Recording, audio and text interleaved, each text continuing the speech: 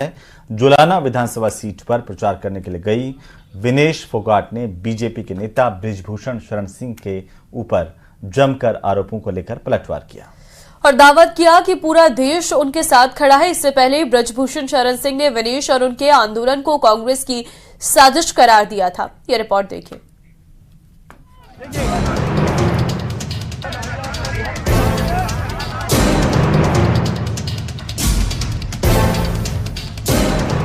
विनेश फोगाट और बृजभूषण शरण सिंह में जुबानी जंग। बीजेपी के लोग ही बिठाने वाले हैं। हमें सबसे पहले जब हम गए थे उन्होंने परमिशन लिया था जंतर मंतर पे। पहलवानी से राजनीति में आई विनेश फोगाट का दिखा सियासी अवतार। बृजभूषण शरण सिंह के आरोपों पर विनेश फोगाट का बड़ा पलटवार। भारतीय कुश्ती संघ के पूर्व अध्यक्ष बीजेपी नेता बृजभूषण शरण सिंह और पहलवानी से राजनीति में आई विनेश पहलवान के बीच तलवारें खिंची हैं।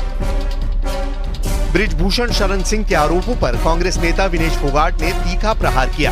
विनेश के मुताबिक उन्हें जंतर मंतर पर बिठाने वाले बीजेपी ही थी।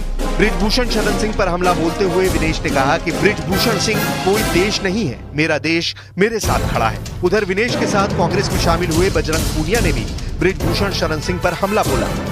वो बात बाद में बताऊंगी मैं, किसने बिठाया किसने नहीं बिठाया। बीजेपी के लोग ही बिठाने वाले हैं। हमें सबसे पहले जब हम गए थे उन्होंने परमिशन लिया था जंतर मंतर पे। सर, बृजभूषण देश नहीं है, मेरा देश मेरे साथ खड़ा है, मेरे अपने मेरे साथ में है, वो मेरे लिए मैटर करते हैं। बृजभूषण कभी एग्जिस्ट नहीं करता।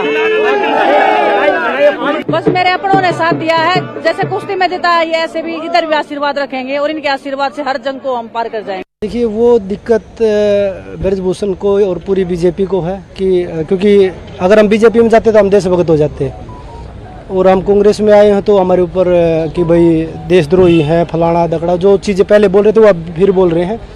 लेकिन हमारे नेता राहुल जी जो वो अभी प्रयास कर रहे हैं, संघर्ष कर रहे हैं, हम उस संघर्ष में उनके साथ खड़े हैं क्योंकि वो किसान की, जवान की, खिलाड़ियों की, हर वर्ग की आवाज़ उठा रहे हैं। तो हम उनके साथ कंधे से कंधा मिला के मजबूती के साथ काम करेंगे। इससे पहले बीजेपी नेता बृजभूषण शरण सिंह ने विनेश के कांग्रेस ज्वाइन करने पर जोरदार हमला बोला था।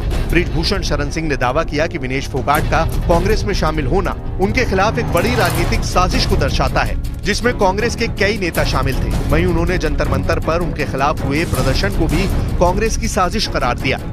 जंतर मंतर पर दिखाई पड़ा, अब हम बार बार नाम लें, उसमें तो सब शामिल थे ना, लेकिन उसको लीड कौन कर रहा था? लीड तो भूपेंद्र हुड्डा कर रहे थे, दीपेंद्र हुड्डा कर रहे थे, प्रियंका जी आई थी। अब प्रियंका से बड़ा नाम तो और है नहीं कोई देश में, मतलब कांग्रेस का एक बड़ा नाम है। और आज जो घटनाक्रम, जो सीक्वेंस मिल रहे हैं वो कांग्रेस के खिलाफ जा रहे हैं। कि महिलाओं का प्रदर्शन नहीं था। फर्स्ट डे ऐसा लगा था कि ये खिलाड़ियों का प्रदर्शन है, लेकिन फर्स्ट डे के बाद जब आप ही लोगों ने उनसे सबूत मांगना शुरू किया तो धीरे धीरे उनके साथ से लोग हट गए। अंत में एक फैमिली, एक अखाड़ा, जीजा साली और एक अखाड़ा, जिसके सर्वे सर्वा भूपेंद्र हुड्डा है और बाकी खिलाड़ी या बाकी लोग उनके साथ नहीं है। हालांकि बृजभूषण सिंह के बयानों पर कांग्रेस भी उनकी आलोचना कर चुकी है। कांग्रेस के मुताबिक जिसके साथ अन्याय होता है वो उसके साथ खड़ी होती है। उधर हरियाणा विधानसभा चुनाव में जुलाना सीट से कांग्रेस उम्मीदवार विनेश फोगाट पूरे दमखम के साथ मैदान में है, लेकिन इस सीट पर कांग्रेस को आखिरी बार जीत 2005 में मिली थी। अब बीजेपी के बड़े नेता बृजभूषण शरण सिंह के खिलाफ यौन शोषण के आरोपों पर आंदोलन कर चुकी ओलंपियन विनेश फोगाट कांग्रेस उम्मीदवार हैं और वो जीत का दावा भी कर रही है। तो वहीं सुल्तानपुर में करोड़ों की डकैती करने वाला अपराधी मिट्टी में मिल चुका है, लेकिन सियासत जाति पर हो रही है। पहले अखिलेश यादव ने मंगेश के एनकाउंटर पर सवाल उठाए, तो अब अखिलेश यादव को राहुल गांधी का भी साथ मिल गया है।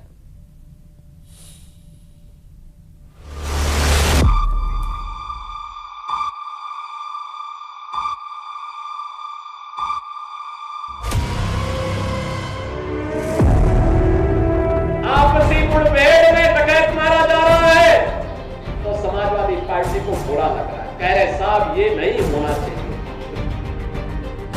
जिस अपराधी मंगेश यादव को यूपी पुलिस ने एनकाउंटर में ढेर कर दिया, जिस करोड़ों की डकैती का 7 दिन के अंदर भांडाफोड़ कर दिया, अब उस अपराध में भी विपक्ष को जाति के नाम वोट बैंक दिख रहा है।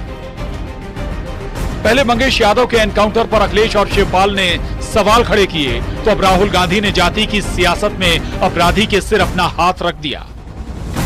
उन्होंने लिखा, बीजेपी शासित राज्यों में कानून और संविधान की धज्जियां उड़ाई जा रही। सुल्तानपुर में हुए मंगेश यादव के एनकाउंटर ने एक बार फिर साबित कर दिया है कि बीजेपी रूल ऑफ लॉ पर विश्वास ही नहीं करती। मंगेश के परिवार के आंसू पूरे देश से सवाल पूछ रहे हैं। कौन जिएगा और कौन नहीं, इसका फैसला अदालत करेगी या पुलिस। केंद्र सरकार की चुप्पी इस ठोको नीति पर उनकी स्पष्ट सहमति है। राहुल गांधी ने न सिर्फ डकैत मंगेश यादव के एनकाउंटर पर सवाल खड़े किए, बल्कि उन्होंने अपराधी के अधिकार की भी वकालत कर दी, जिसके खिलाफ खुद सीएम योगी ने मोर्चा संभाला और डकैत मंगेश के नाम जाति की सियासत करने वालों को आईना दिखा दिया। जो डकैत पुलिस मुठभेड़ में मारा गया, जो मारा गया, अगर वह डकैत जैसे हथियारों का प्रदर्शन करते हुए डकैती डाल रहा है, वहां ग्राहक भी बैठे हैं, ग्राहकों को खड़ा करके एक तरफ करके अगर गोली मार देता तो क्या उनकी जान को ये समाजवादी पार्टी वापस कर पाती क्या? कर पाती क्या? और वो किसी भी जाति के हो सकते थे। ग्राहक वो यादव भी हो सकता था, दलित भी हो सकता था।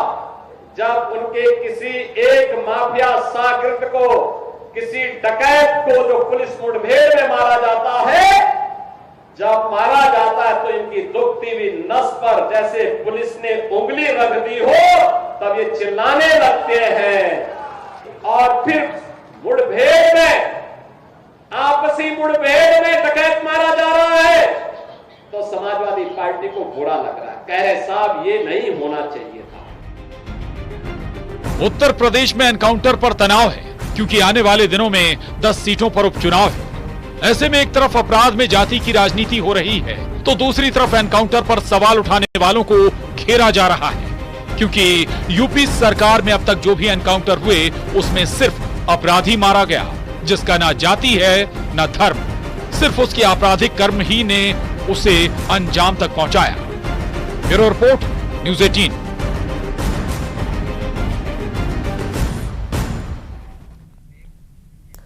क्या भारत रूस यूक्रेन के बीच जारी जंग रुकवाएगा? दुनिया भर की निगाहें भारत की तरफ हैं। तो पुतिन से लेकर के मेलोनी तक ये चाहते हैं कि भारत अहम भूमिका इसमें निभाए। और अब ये खबर है कि राष्ट्रीय सुरक्षा सलाहकार अजीत डोभाल रूस जा रहे हैं। डोभाल के मिशन मॉस्को का आखिर मकसद क्या है? क्या भारत शांति दूत बनेगा? क्या ये जंग खत्म करवाएगा भारत? देखिए इस खास रिपोर्ट में।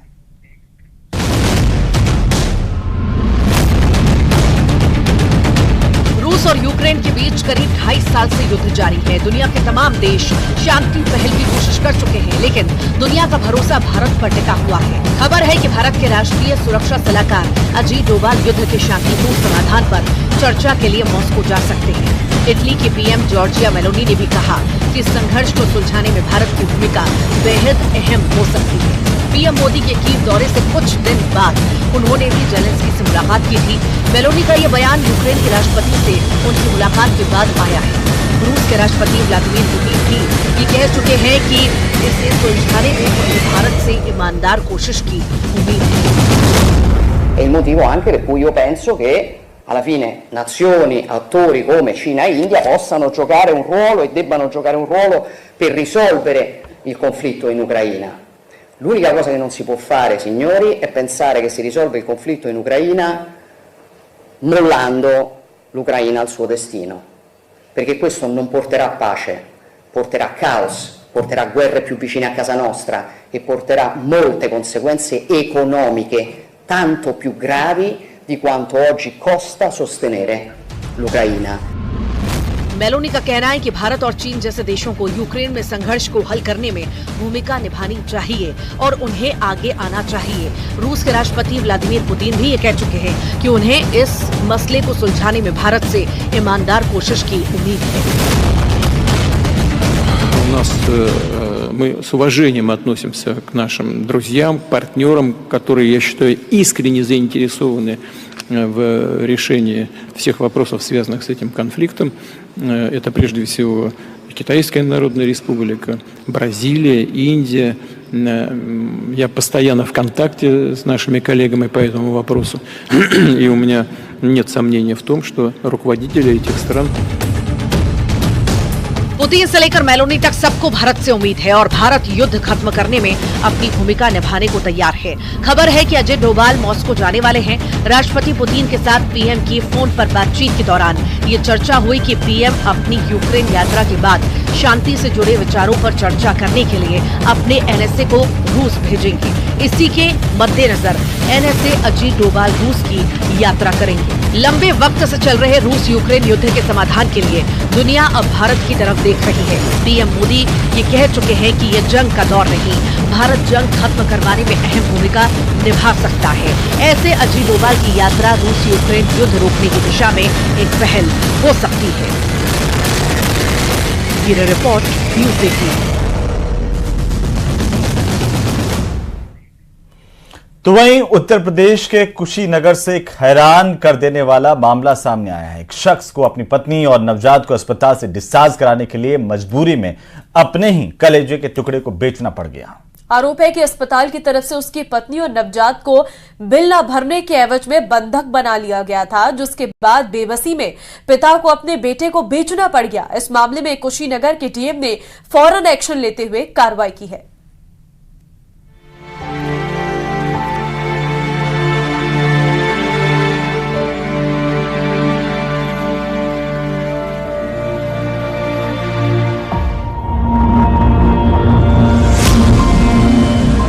यूपी के कुशीनगर में दिल दहला देने वाली वारदात। बेबस पिता ने 20,000 रुपए में कलेजे के टुकड़े को बेचा। बेटे को बेचकर अस्पताल से पत्नी को कराया डिस्चार्ज। यूपी के कुशीनगर से इंसानियत को शर्मसार करने वाली तस्वीर सामने आई। बरुआ पट्टी इलाके में पत्नी को एक निजी अस्पताल से डिस्चार्ज करने के लिए एक पिता को अपने ही बेटे को बेचना पड़ गया। खबर है कि अस्पताल का बिल भरने के लिए एक आदमी ने अपने बेटे को 20,000 रुपए में बेचकर अस्पताल का 4,000 रुपए का बिल चुकाया। आरोप है कि अस्पताल के कर्मचारियों ने उसकी पत्नी और नवजात को बंधक बना लिया था। इसके बाद बेबसी में उस शख्स ने मजबूरी में अपने 2 साल के बेटे को बेचकर अस्पताल का बिल भरकर पत्नी और नवजात को आजाद कराया। हम लोग खाने के लिए नहीं है कुछ, अकेले कमाने वाला 10 व्यक्ति खाने वाला, क्या करेंगे सर, काम लगता नहीं है। तब लड़का अपन बेच के उनका 4,000 रुपया देंगे, तब हम छूट के कितने में बेची आप अपना? 20,000 में बेची। उधर पत्नी जब घर पहुंची तो अपने 2 साल के कलेजे के टुकड़े को न पाकर जार-जार रोने लगी।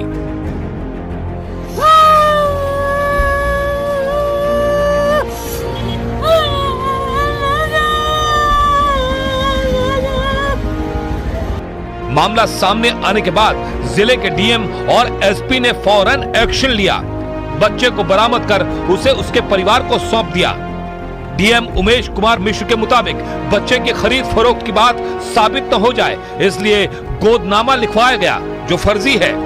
उधर एसपी ने इस मामले में अस्पताल के संचालक और बच्चा खरीदने वाले बिचौलिए समेत कुल 5 लोगों की गिरफ्तारी कर जांच शुरू कर दी है। एक फर्जी गोदनामे के आधार पे बच्चा जो है इन लोगों ने दूसरे को दिया था और उसको पता किया गया तो फर्जी है, गोदनामा फर्जी है, किसी को इस प्रकार अधिकार नहीं है। CWC को वहां बुला लिया गया है, बच्चा भी मिल गया है और जो भी दोषी लोग हैं उनके विरुद्ध कार्रवाई की जा रही है।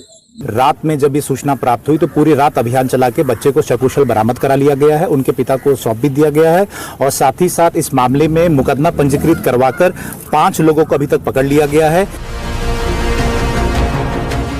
इस मामले में एक सिपाही पर भी कार्रवाई की धौंस दिखाकर पीड़ित आदमी से 5,000 रुपए लेने की बात सामने आई है, जिसकी जांच कुशीनगर के एसपी कर रहे हैं।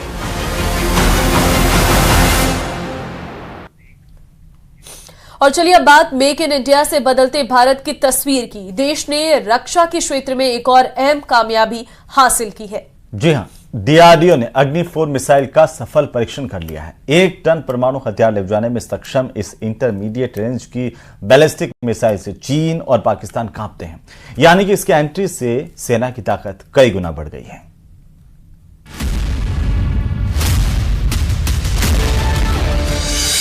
4000 किलोमीटर की अचूक रेंज वाली मिसाइल। मेक इन इंडिया ब्रह्मास्त्र से कांपा चीन और पाकिस्तान। विनाशक अग्नि-4 से दुश्मनों का होगा सर्वनाश। भारत के इस महाबली मिसाइल का नाम है अग्नि-4, जिसकी गर्जना सुनकर बीजिंग से इस्लामाबाद तक हड़कंप मच गया। कुछ दिन पहले यानी 6 सितंबर को डीआरडीओ ने ओडिशा के doctor APJ Abdul Kalam island पर इंटरमीडिएट रेंज बैलिस्टिक मिसाइल का सफल परीक्षण किया। अग्नि-4 दुश्मनों के लिए दहशत का दूसरा नाम है, क्योंकि इसकी मारक क्षमता 4000 किलोमीटर तक है, जो अधिकतम 900 किलोमीटर की ऊंचाई तक सीधी उड़ान भर सकती है। अग्नि-4 1 टन वजनी परमाणु हथियार को ले जाने में सक्षम है। यही नहीं, इसकी सटीकता 100 मीटर है, यानी हमला करते समय यह 100 मीटर के दायरे में आने वाली सभी वस्तुओं को खाक कर देती है। अग्नि-4 ने अपने टेस्ट में सभी मानकों को पूरा किया है। डीआरडीओ के मुताबिक अग्नि-4 मिसाइल 3000 डिग्री सेल्सियस का तापमान सहते हुए वायुमंडल के अंदर प्रवेश कर सकती है, यानी इसका इस्तेमाल भविष्य में अंतरिक्ष में हमला करने के लिए भी किया जा सकता है। मतलब मेक इन इंडिया के इस ब्रह्मास्त्र से सेना की ताकत कई गुना बढ़ गई है। और अब एक ऐसी खबर जो आपके लिए देखना बेहद जरूरी है। आप भी अक्सर बाहर खाना खाने जाते होंगे। आप यकीन करते हैं हम इस बात को लेकर के कि यकीनन किसी ढाबे, रेस्टोरेंट या होटल में भी आप जाते हैं कि आपको साफ सुथरा खाना परोसा जाता होगा। क्या आपको इस बात का यकीन है? ग्राहक और खाना मुहैया कराने वाले का रिश्ता विश्वास पर टिका होता है। लेकिन अगर कोई आपके साथ धोखा करे और आपके यकीन को तार-तार करे तो क्या? कुछ ऐसा ही हुआ है उत्तर प्रदेश के ग्रेटर नोएडा में, जहां रोटी पर थूक कर उसे तंदूर में सेकने का एक वीडियो वायरल हो रहा है। पूरा मामला क्या है, समझिए इस रिपोर्ट में।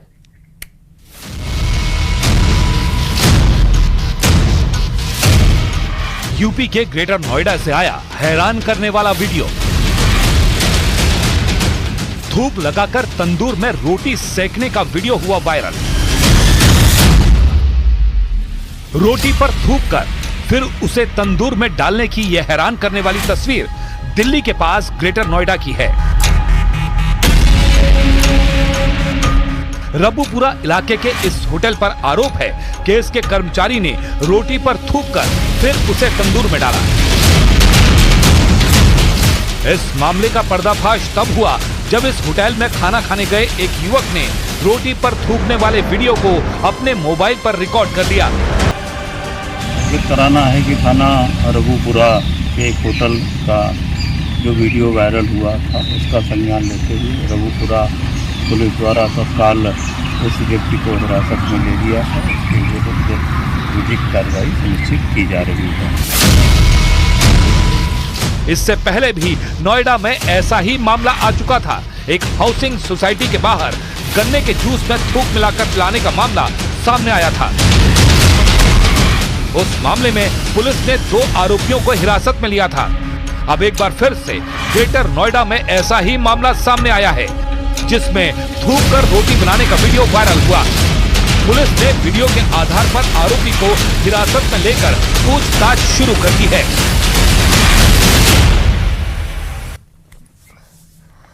और अब जो खबर हम आपको बताने जा रहे हैं उसने हरियाणा की सियासत में भूचाल ला दिया है। जो राम को लाए थे हम उनको लाएंगे गाने से मशहूर हुए सिंगर कन्हैया मित्तल ने एक बयान से हरियाणा की राजनीति को नया रुख दे दिया है। ये रिपोर्ट देखिए।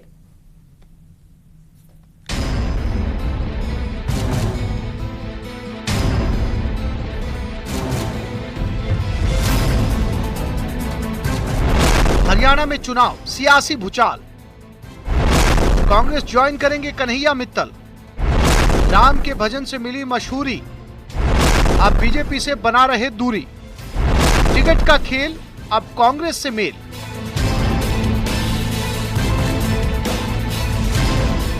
जो राम को लाए थे हम उनको लाएंगे गाने से फेमस हुए सिंगर कन्हैया मित्तल के एक ऐलान ने हरियाणा की सियासत में भूचाल लाकर रख दिया है।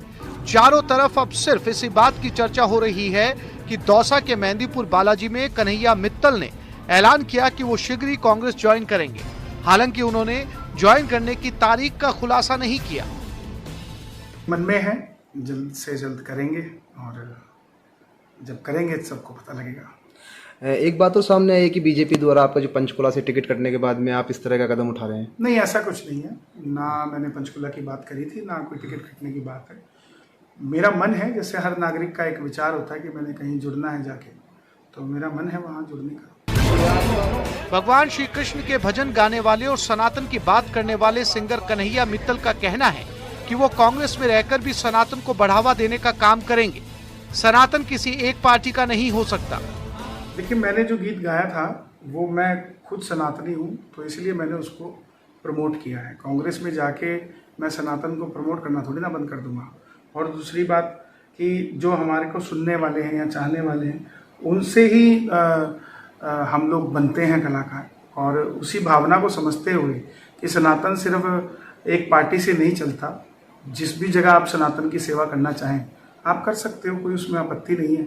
और बात रही गाने की, तो गाना मैंने भाजपा के लिए नहीं गाया, वो सनातनियों के लिए, संत के लिए और भगवे के लिए गाया। वहीं कन्हैया मित्तल को लेकर ये भी चर्चाएं हैं कि बीजेपी की तरफ से पंचकुला से टिकट नहीं मिलने से उन्हें नाराजगी है। इसी वजह से उन्होंने कांग्रेस का दामन थामा है। हालांकि उन्होंने इन बातों को सिरे से खारिज कर दिया और कहा कि टिकट को लेकर अभी किसी से कोई बात नहीं की। ऐसा कुछ मैं तो चलिए, इसी के साथ ही न्यूज़ 18 प्राइम में अभी के लिए फिलहाल इतना ही। नमस्कार।